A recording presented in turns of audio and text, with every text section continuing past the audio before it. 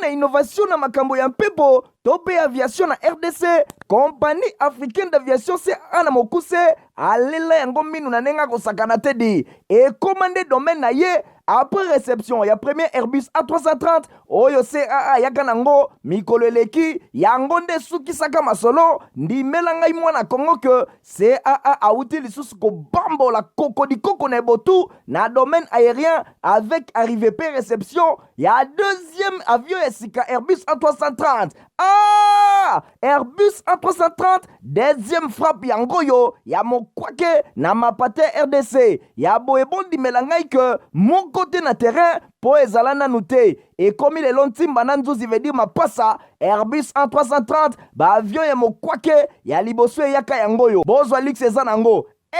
neti soki o matio kita na ote po confort nango eza na ba angle nyonso kobana na bakiti na couloir na first class na classe économique et bongo bozwa ya mibale yango yo nyonso eza na excellence pe noblesse moko hors pair boyeba pe bosimba ke Airbus A330 eza ba marque ba avion oyo bomodaka na international ba compagnie aérienne de renom pe crédible nde basalelaka yango bokokuta yango na bamboka lokola Allemagne veut dire na Matshaft pe ba pays européen ebele kutu batu ya baaffaire pe mingi ya minene na monde mingi basalelaka yango po na kitoko pe bopeto na luxe na yango surtout mécanisme ya sécurité eza nango chaque siège ndenge kaka boza komona eza na mwa mini télé oyo kotalela bafilme ennui, fatigue, okotika la koyoka yango te USB na pointe pour na chargement ba téléphone tope ba utilité mosusu Airbus A330 ya mibale ya CAA et combien eza na deux classes first class pour na bino ba grand monsieur na ba grande dame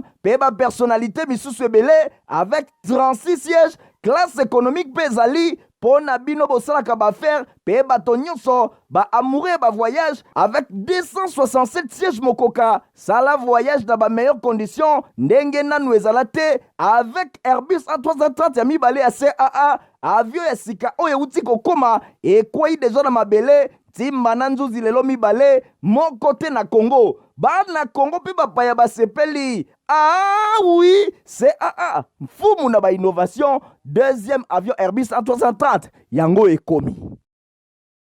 Ngonga Tokyo bien ça va s'appeler la Kolanda info lingala journal peuple pour la peuple mbote na bino bisika nyonso bozwa mitika ete lelo to fungola basangala biso na ngambo ya chambre base ya parlement kwa kotesa bino ndenge président ya assemblée nationale Christophe Mboso ayambaki mukola jeudi 8 juin kuna na cabinet na ye ya mosala mission exploratoire électorale ya Union européenne ndenge héritier mapinemi apesi bino ba détails na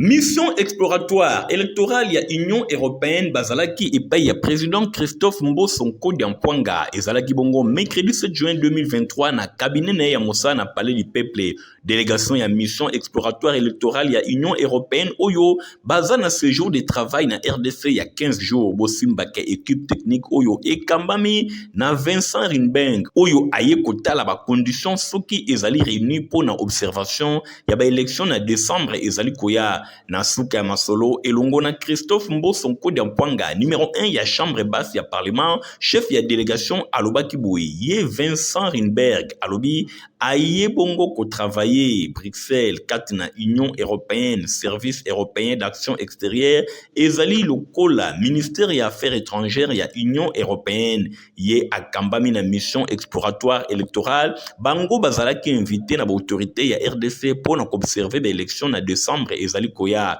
avant bazwa décision soki oui ou non bango ba observer des élections bazali ko déployer équipe ya ba technicien avant tout pour na kotala ba conditions soki ezali réuni pour na observation ya ba élection na décembre ezali koya pona ye boye na bango mission d'observation ya Union européenne esengeli ezala nanu utile pe ezana valeur moko ajouter yango esengeli ezala souhaitable pe ezala viable ezali important que bango ba s'assurer na ba conditions politiques ya sécurité pe logistique pona kotala ndenge nini ko déployer observateur ndenge atalisaki condition pe soki ezali réunir mission euti kokoma na République démocratique du Congo durant 15 jours ezali nano mosika pona ko se prononcer pona condition na suka ya processus ya rencontre to ya réunion ya écriture ya rapport oyo ko transmettre na mikonzi na bango nde bakoza décision ya suka pona ko déployer mission d'observation électorale pona ba scrutin ya décembre ezali koya ndenge chef ya délégation asukisaki koloba. Kaka na masolo ya Assemblée nationale bosimba ke professeur André Mbata, premier vice-président ya Assemblée nationale betaki masolo mercredi 7 juin na gouverneur ya province ya Sankuru epai wapi balobelaki mingi développement ya Sankuru pe élection oyo ezali koya Willy Ngala Naomi Wonda bapesi bino ba détail. Donc je suis venu pour autre chose, je suis venu parler avec la deuxième personnalité du Parlement. Mercredi 7 juin 2023, professeur André Mbata Betukumeso, premier vice-président ya bureau ya Assemblée nationale, abetaki masolo na gouverneur ya province ya Sankuru. Na masolo na bango mibale ba développaki ndenge nini province ya Sankuru ekoki ko se développer et puis ba élection ezali koya na suka masolo chef exécutif ya province ya Sankuru alobaki boye alobi aye komona premier vice-président ya Assemblée nationale ezalaki mingi pona makambo etali question ya Assemblée provinciale ye azwaki ba problème ya fonctionnement ya organe oyo alobi ezalaki likambo etali bango kuna na kati Assemblée oyo ezali bongo exécutif provincial ye ayaki pona koloba elongo na deuxième personnalité ya bureau ya Assemblée nationale pona oyo etali développement ya Sankuru alobi balobelaki pe ba élection pona gouverneur ya Sankuru alobi province ezali totalement enclavée pe crise ezali koumela pendant 3 ans et demi yango ezalaki occasion pona ye aye bana kolobela situation ya province na ye Sankuru ezalaki tango molai province moko etikamaki kasi lelo ezali kobandela ya sika esengeli kopesa espoir epai ya population ndenge alobi pe atalisi lisusu pona nini kolobela développement ya Sankuru elongona André Mbata pona motuna oyo chef exécutif provincial ya Sankuru alobi boye ye aye kokuta na autorité oyo ayebi histoire ya Sankuru asalaki tango molai ya vie na ye na Sankuru pe na makambo nyonso oyo ye azali ko garder lokola souvenir alobi bako décider ko accompagner province ya Sankuru bango nyonso pona développement na bango esengeli ko développer Sankuru mingi penza banzela raison wanande ezalaki pona numéro 2 ya office de route oyo azali engagé elongo na ye professeur André Mbata pona ko désenclaver Sankuru esengeli bosimba ke na avènement ya actuel gouverneur ya Sankuru ba chantier minene ezali kosalema pona ye chantier ya Sankuru ezali générique pona mpambate kasi chantier oyo ezali pe ya mentalité pambate bakoki kokoma na développement ya province te tango batu bazali disposé te pona koyamba changement chantier oyo ezali liboso sur le plan social pe bakomona ndenge nini bandako ekoki kotongama pe moralité ya bato eyeba na kobonga amoni ke population akozala dessus soki asengage moko kasi sengeli ko changer mentalité pona koyamba biloko mosusu ya sika elongo na action ya liboso ba résultat ezali komona na boye Sankuru ezalaki champ de bataille mikolo eleki kasi lelo tokomi komona ba image ya kitoko ebandi komona na lelo kimia ezali Sankuru ezali ko condamner batu mosusu na justice kasi 10 ans ou 20 ans ezalaki justice na Sankuru ezalaki ya malamu te yango ezali kotalisa kelelo ba criminel bazali kozala condamné à mort pe ba milicien bazali neutralisé na suka alobi Sankuru c'est d'abord sécurité pe chef exécutif provincial a décidé d'imposer autorité à l'État. Bongo bauti kolanda ezaki bongo ya Willingela to poursuivre basangola biso pona kotasa bino ndenge haute cour militaire abandaki mardi 6 juin ko auditionner ba différents responsables ya la police nationale congolaise na qualité na ye ya koyeba na likambo oyo etali bongo député national Edouard Mwanga Chouchou. Au cours ya audience oyo justice militaire atandaki Vital Awashango oyo azalaki bongo ancien commissaire provincial ya la police de Nord Kivu de 2013 à 2017 oyo lelo azali directeur national ya ba renseignements généraux ya la police kasi pona ye affirmé na déposition na que malgré na qualité na ye ya signateur au nom ya République démocratique du Congo na contrat ya gardiennage ya mino ya société minière ya Bisunzu SMB na Mokuse ye ayebaka moto oyo a représentaki yango te na signature ya contrat liboso ya ba juge ye a affirmé que ayebaka na ye propriétaire ya SMB te que ezalaka mwanga chouchou ayaka koyeba yango nde tangu conflit oyo esalemaka entre SMB na coopération de trésors miniers artisanaux ya Masisi Coopérama na Mokuse. En tout cas no ya propriétaire ya SMB ayebaka yango te mwanga chouchou po na ye ayebaka ke azali notable ya Nord Kivu pe député national kasi bosengeli koyeba ke na dossier oyo ya SMB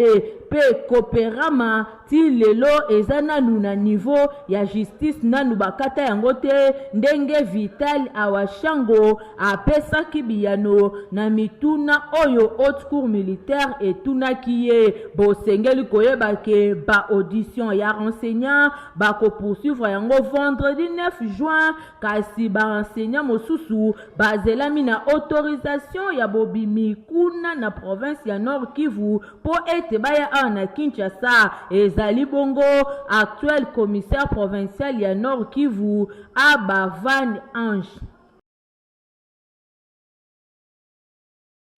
À Téléinformation, il y a autre vision du Congo avec la Mokuse et c'est clôturé qui mercredi 7 juin 2023 sous le haut patronage. Il y a autorité morale na bango maître Didier Boudimbu nenge héritier Mapine mais après 6 minutes ba détail nango.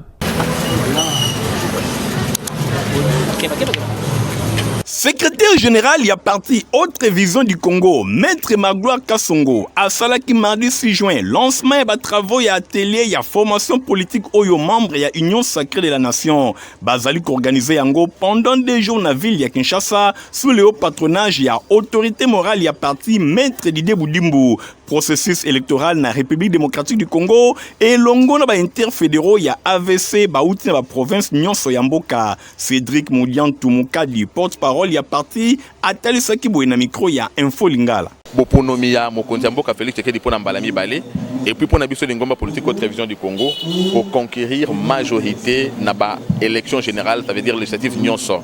nationale, provinciale, sénatoriale, élection locale et partout. Parce que AVC Alingue Azala, impulseur, il y a vision, il y a chef de l'État, il y a institution, il y a issue de l'élection. Il y a des gens qui ont été mécanisme,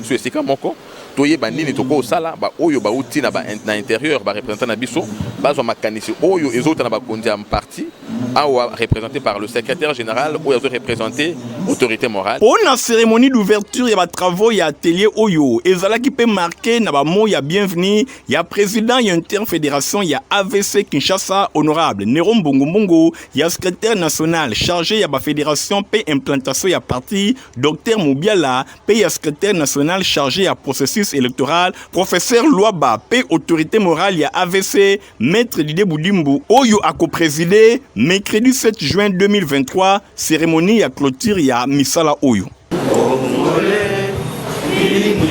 Na société Simba qui est reporter ya Info Lingala journal ya pepe bakutana kina mama moko oyo aza ko traiter bato na nzela o bato nyonso baza na choc ya mikuwa na nzela kaka ya kotokisa mai ya moto bolanda ba detail na ngonde elongo na Medaline Bikaka. Batu ebele babotama na badon ya ndenge na ndenge misusu pepo na bango ezali héréditaire. Awa tozali na commune ya Masina mingi penza na avenue Lokali numéro 42 na quartier 3. Mama oyo bozali komona kombo na ye mama Mireille azali munganga ya mikuwa kasi ye ayekola yango te alobi azwa yango na niveau ya famille. Eloko ekamusaka batu ye amasaka kaka na mai ya moto lititi te nzetete. Ata shok ya ndenge nini soki mama Mireille amaseyo bakotia yo plat traité. Amasaka batu babukana bazo ba dérangement au hôpital batio plat ke simbité oye na bana kobuka yo peut-être mukwa ole fanda boye eza boye na bongisa na buki na bongisa na kombansi. Sur place quelques patients bakumisaki misala ya mama Mireille. nayaki epa mama nayaki epa maani ngai mpona liboko ya mwana ebandaki odiri banda po buku ezoli na place ya mwana nzambe. Na enseignement bosengeli koyeba ke Itemat Ndolo Istala mokuse bafongoli déjà ba bureau na bango po na ba inscription ya année scolaire 2023-2024. Inscription ezali bongo gratuite ndenge Stéphanas Kande Michael Bustoto batalisi. Pour assurer éducation ya mwana ne garantir malonga moboti nyonso alengelaka yogelenge lokoyo Institut technique de météorologie aviation et télécommunication Itemat Ndolo na mokuse afongoli porte na ba inscription oyo eza koselema ofele veut dire gratuite pour l'année scolaire 2023-2024 du 15 juin au 6 juillet 2023. Les cacao ont déjà formulaire na yo kitoko pe okomisa mwana na yo kobanda na classe ya 7e ti na 6e des humanités bana nyonso oyo basilisi primaire Itemat Ndolo eza kozela bino moboti kozela te kuna ba section eza ebele aviation civile, électricité générale, mécanique générale, pe électronique oyo bokozwa na kati 3 options mokoka lokola radio transmission, commutation pe électronique industrielle. Mwana ye moko kaka sala choix na ye formation de affaires ya Itemat oyo esalaka ke soki mwana asilisi awa akoki komonte misala na ye moko kitoko to akoki déjà kotravailler na ma entreprise en tant que vrai technicien. Ba professeur awa kale na ndenge ya nyama welisa inscription eza ofele du 15 juin au 6 juillet. Premier test d'admission ekozala bongo le 8 juillet 2023 na ba 7h. Okanisi esili Tintin Itemat ekanisi bino bato bolingaka kokubisa formation pratique na technique osilisa na yo déjà classe kala kasi olingi o renforcer pratique na yo kitoko batieli bino centre de formation à courte durée na ba domaine oyo électricité automobile, installation des centres solaires oye kola ndenge nini ba installaka ba panneau solaire ata ozana ba province mosika masolo awa eza kofungama kitoko koyekola kitoko informatique théorie na pratique nyonso ezali avec balabo na bango moko ekuba na pointe esilite réseau et maintenance électronique awa bokoyekola rebobinage système embarqué vidéosurveillance bacours ya anglais pesa kopesama yoka baformation eza kopesama du lundi au vendredi de 17h à 20h pe samedi de 10h à 20h tango ya koyekola pe okoma utile na société eleki nanu te bolekaka deja na babiro ya Itemat Ndolo oyo esomi na kati ya Istandolo avenue Aérodrome numéro 3930 quartier Ndolo na commune ya Barumbu. Itemat Ndolo mfumu ya formation technique.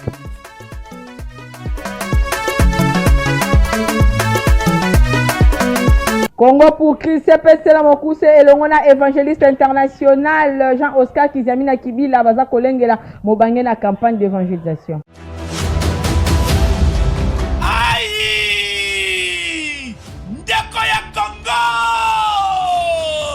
Est-ce que Soyoki Sango ya CPC 2023 Congo pour Christ avec l'évangéliste international Kizamina Kibila Jean-Oscar, l'homme de Dieu, l'homme de feu. Yoka, CPC 2023, grande campagne d'évangélisation et de guérison miracle. Kangadat Malam, du vendredi 18 au dimanche 20 août 2023, à partir de 12h, dans le stade de martyr. Et c'est le seul rendez-vous. Il y a prière pour na mboka, pe prière pour na famille. Blocage, stérilité, paralysie, malade et oumeli. L'évangéliste international Kizamina Kibila, Jean-Oscar Alobi, si ton Dieu est mort, et c'est le mien pendant 3 jours à CPC 2023 dans le stade des martyrs. Kobo Sanate, conférence des ministres, des serviteurs et servantes de l'Éternel du 15 au 17 août 2023 dans le quartier général. Il y a ministère la puissance du nom de Jésus-Christ. Oyo et Zoami na croisement Capella et chaussée de Guimoueza numéro 8 quartier Yolo Sud commune à Kalamu référence Maître Toro. Bon CPC 2023 kana kozanga te. CAA atieli ba client na Airbus A320 mobimba po ete ba voyager na ba condition moko ya kitoko. Innovation na makambo ya mpepo tope aviation na RDC compagnie africaine d'aviation CAA na mokuse alela yango minu na nenga kosakana te di et commandé domaine na ye après réception ya premier Airbus A330 oyo CAA yaka nango mikolo eleki yango nde sukisaka masolo ndimela ngai mwana Kongo ke CAA auti lisusu kobambola koko na botu na domaine aérien avec arrivée pe réception ya deuxième avion esika Airbus A330. Airbus A330 deuxième frappe yango yo ya mokwake na mapate RDC ya boebondi melangai ke mon côté na terrain po ezala nanu te ekomi lelo ntimba na nzuzi veut dire mapasa Airbus A330 ba avion ya mokwake ya liboso eyaka yango yo bozwa lix eza nango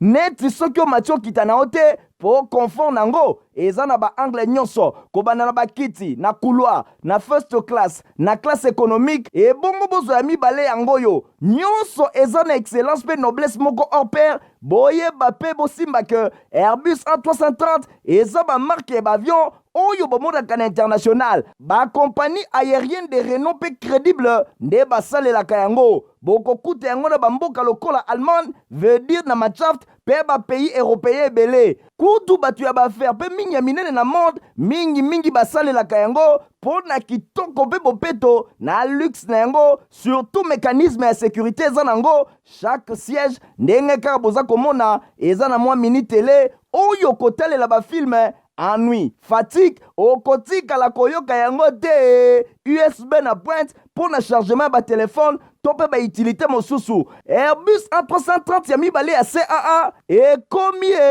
eza na deux classes first class pour na bino ba grand monsieur na ba grande dame pe ba personnalité misusu ebele avec 36 sièges classe économique pe ezali po na bino bosalaka baaffaire pe bato nyonso ba amoureux ba voyage avec 267 sièges mokoka sala voyage na ba meilleures conditions ndenge nanu ezala te avec Airbus A330 ya mibale ya CAA avion ya sika oyo euti kokoma ekwei deja na mabele timba na nzuzi lelo mibale moko te na Congo bana Congo pe bapaya basepeli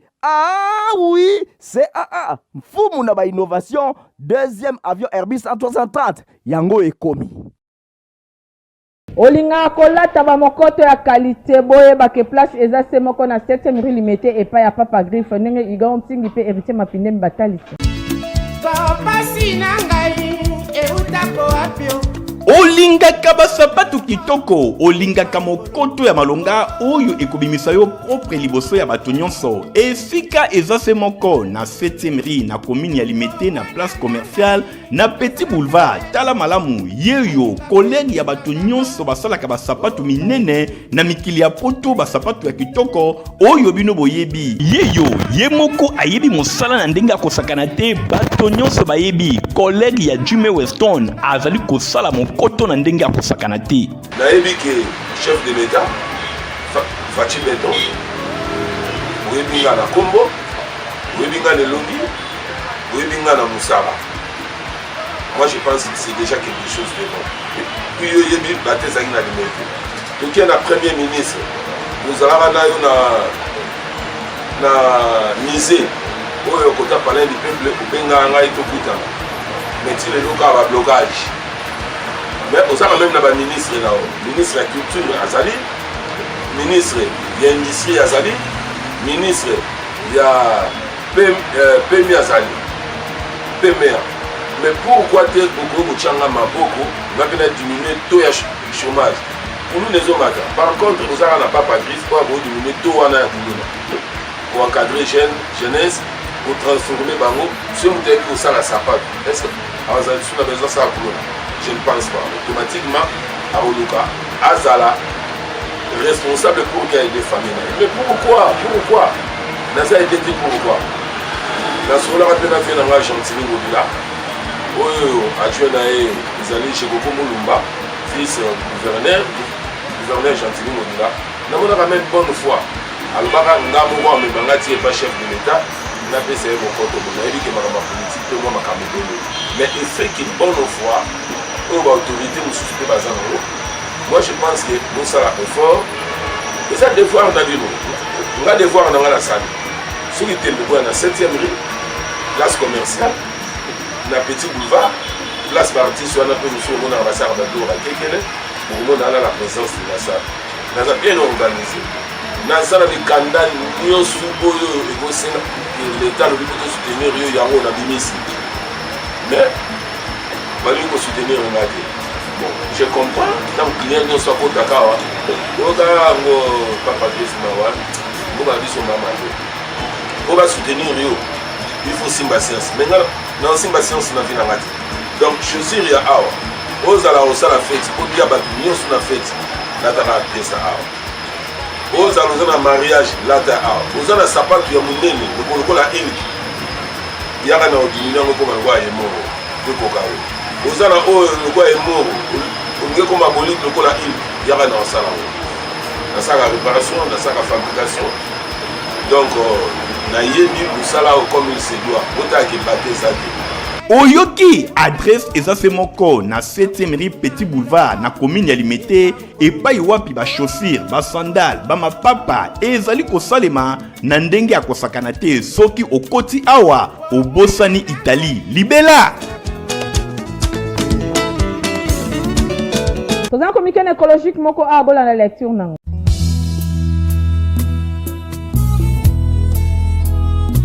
Bafami Bavelele, Lunzaila, Dibateza, Kangebeni, Emily Mantama, Jean-Pierre Dibateza, Pemati Matondo, Bazana Mawa, ya kuebisa na bandeko, baninga, pe baebani na bango nyonso, liwa ya papa, pe koko na bango, Robert Lunzaila, oyo akufaki mokolo ya lundi 29 mai 2023 na nsima ya bokono ya tango molai na hôpital Kimbangiste oyo ezwami na komini ya Kimbanseke. En attendant, matanga ezali kosalema na avenue Ngangwele numéro 31 quartier 10 na komini ya Njili. Tika ete communiqué oyo ekomela bato nyonso bayebaka papa Robert Lunzaila.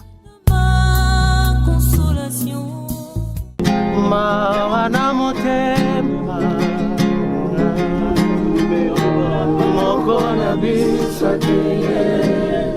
La grande famille Mpundu, Dominique Mpundu, Germain Mpundu, Jean-Pierre Mpundu Elonga, Serge Boto, Ianja Ekonjo, Elongo na bato nyonso bazana mawa ya kuebisa na bandeko baninga pe baibani na bango liwa ya mama na bango Julienne Ikoli oyo akufaki mokolo ya vendredi 2 juin na sima ya bokono ya tango mokuse. Programme ya matanga ezali boye vendredi 9 juin 2023 veille mortuaire ekosalema kobanda ngonga ya 18h tina tongo. Kobanda ngonga ya 18h tina tongo na ma campagne na rue de la Forêt numéro 13, référence place commerciale ya ma campagne en diagonale na résidence ya fait Papa Wemba. Mokolo ya samedi 10 juin nde nzoto ya mowei ekobima na morgue ya cinquantenaire o na paroisse Saint-Michel na commune ya Bandalungwa. Après dépôt ya ba gerbe de fleurs pe célébration eucharistique na ngonga ya 11h15 nde ekozala départ pour na nécropole entre ciel et terre.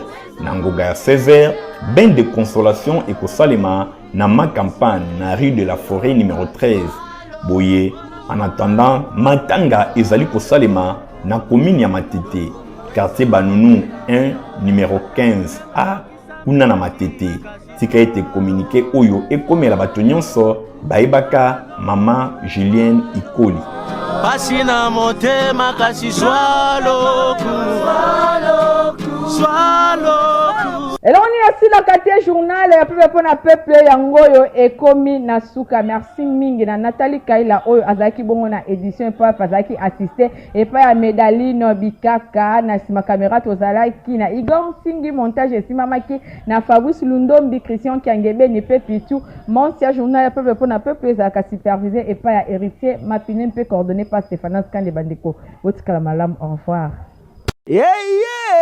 Innovation na makambo ya mpepo to mpe aviation na RDC. Compagnie africaine d'aviation CA na mokuse alela yango minu na ndenge akosakana te di ekomande domaine na ye après réception ya premier Airbus A330 oyo CAA yaka nango mikolo eleki yango nde sukisaka masolo ndimela ngai mwana Kongo ke CAA auti lisusu kobambola kokodikoko na ebotu na domaine aérien avec arrivée pe réception ya deuxième avion ya sika Airbus A330.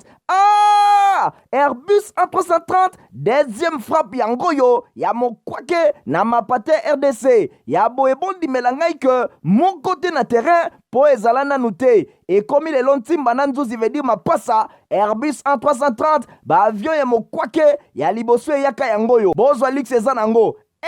neti soki omati okita na yo te po confort nango eza na baangle nyonso kobanda na bakiti na couloir na first class na classe économique ebongo bozwa ya mibale yango yo nyonso eza na excellence mpe noblesse moko hors pair boyeba mpe bosimba ke Airbus A330 eza bamarke ya baavion oyo bomonaka na international bakompagnie aérienne de renom mpe crédible nde basalelaka yango bokokuta yango na bamboka lokola Allemagne veut dire na Machaft mpe bapays européen ebele kutu bato ya baaffaire mpe mingi ya minene na monde mingi basalelaka yango mpo na kitoko mpe bopeto na luxe na yango surtout mécanisme ya sécurité eza nango chaque siège ndenge kaka boza komona eza na mwa mini tele oyo kotalela bafilme ennui fatigue okotikala koyoka yango te USB na pointe pour na chargement ba téléphone to pe ba utilité mosusu Airbus A330 ya mibale ya CAA ekomi